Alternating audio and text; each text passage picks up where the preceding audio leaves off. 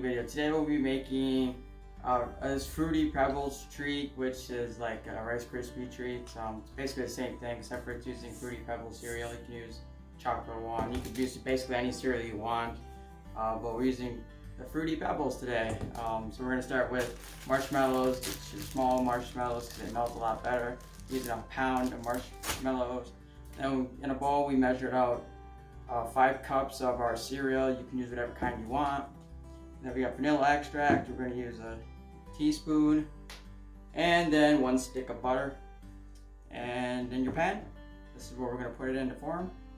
So yeah, let's jump right into it. Alright, so the first thing we're going to do is we're going to take our pan and we're going to coat it with the non-stick spray, adding some butter flavor on with this one, so it doesn't stick to the pan. And when you want to eat it, you can get it out. Now with your large pot, which you're going to want because you're going to be mixing the whole thing in here at the end, you're going to put that on a medium heat here. So we're going to melt the butter in there. That's the start.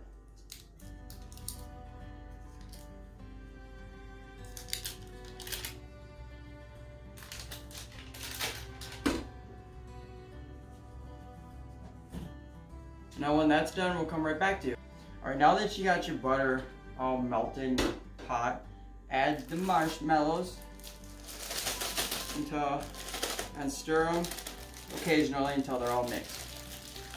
Stir.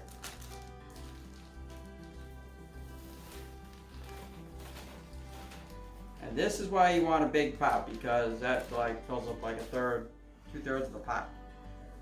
You want to stir so you can get that butter mixing around, and so you don't burn the bottom of the marshmallows as well. You don't have to do it constantly, but occasionally stir because they start to melt pretty quickly. Now that you got your marshmallow butter mixture melted, it kind of does something like that and it's runny. So we're going to add our vanilla extract. You can add as much as you want. You don't even have to add this if you don't want to. But we're only going to add a tablespoon, or a teaspoon I mean. And then mix that in. Make sure it gets everywhere.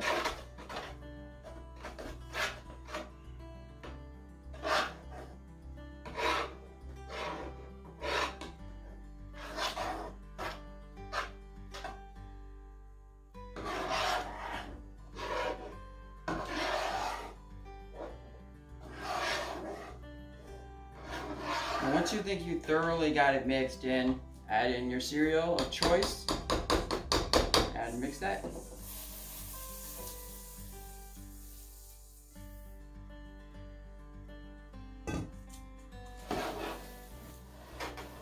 At this point, you can turn the burner on low or even off.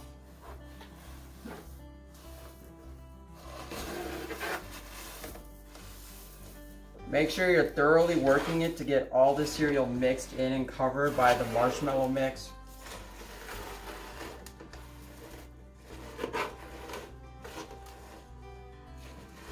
Might be a little bit of challenge as everything starts to stick together.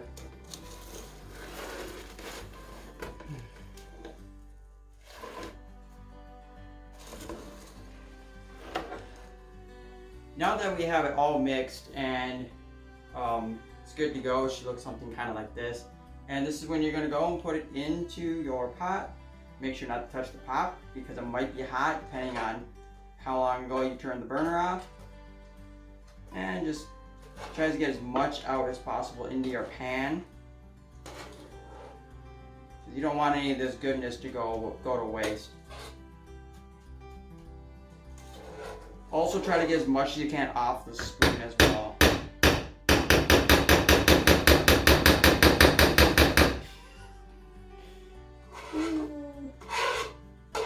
Don't be afraid to scrape the pan.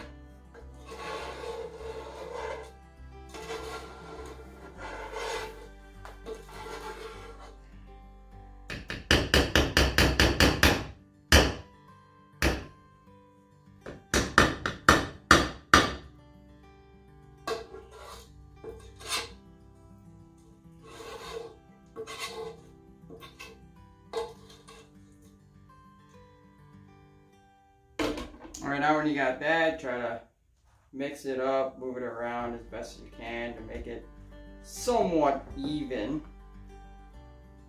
The whole bottom of your pan is covered.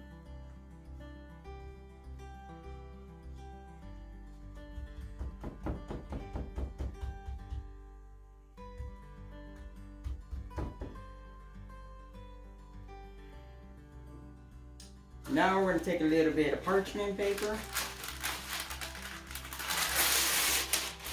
Get enough for the length of the pan.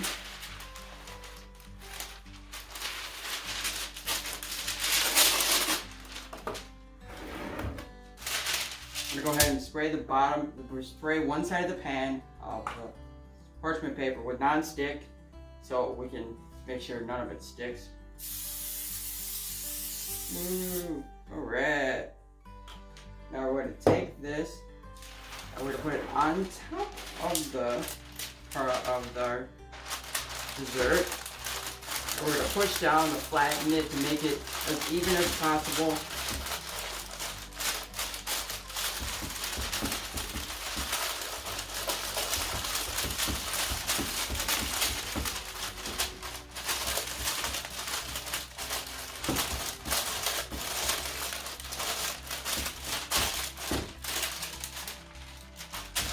Don't be afraid to pull it up and look to make sure it's somewhat even.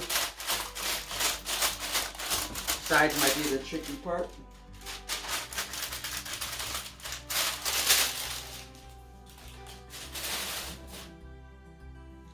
And there you are. That is pretty much it. Now you're going to let it set for, say, a good hour before you start eating so it all hardens and all of that. This is the end, but we're going to be cool. We're going to drizzle on some chocolate on top of it too and make it even more tasty.